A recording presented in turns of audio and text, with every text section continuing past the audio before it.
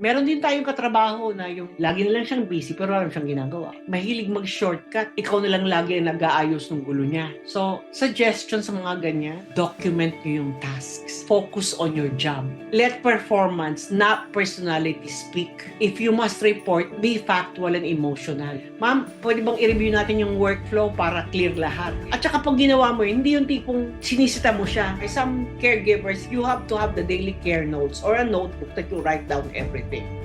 And you make sure that yung katrabaho nyo rin, sinusulat niya rin. Or, may phone kayo eh. Bago kayo umalis, kuha mo ng picture. Ito ginawa ko, you document everything.